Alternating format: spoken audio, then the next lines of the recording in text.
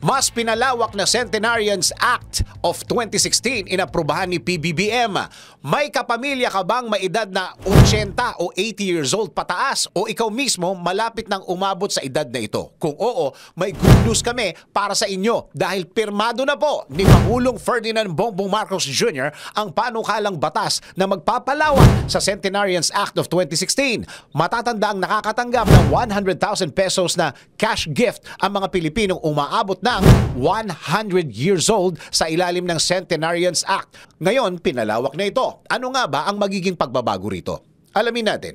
Noong June 23, 2016, nilagdaan ng Republic Act 10868 o Centenarians Act sa ilalim ng batas na ito. Mabibigyan ng Centenarians gift of 100,000 pesos ang mga Pilipinong may edad ng 100 years old pataas.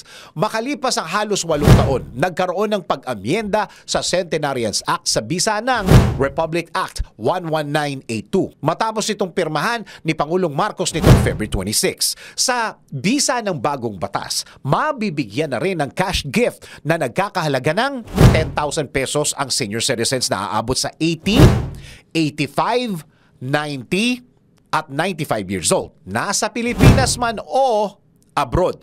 Patuloy pa rin makakatanggap ng 100,000 pesos ang mga lolo at lola nating aabot ng 100 years old. Ayon kay Pangulong Marcos, sumasalamin sa pagiging compassionate nating mga Pilipino sa mga mas nakakatanda ang pagpapalawak sa coverage ng Centenarians Act. Naniniwala rin ang Senado na malaki ang magiging epekto nito.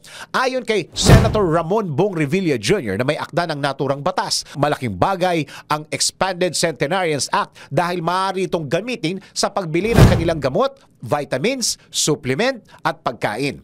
Para naman kay Senator Amy Marcos, nahihirapan ang mga senior citizen na makabili ng kanilang basic needs dahil sa tumataas na cost of living at healthcare expenses. Sa pagpapalawak ng Centenarians Act, inaasahang mas maraming senior citizen ang makikinabang dito. Bukod pa sa mas maraming nakakatanda ang matutulungan ng bagong batas, magiging inspirasyon din ito ng mga kababayan natin na pahabain at i-enjoy ang kanilang mga sariling buhay. Ikaw, ano ang masasabi mo sa pagpapalawak ng pamahalaan sa Centenarians Act? DWIZ Research Report. Report.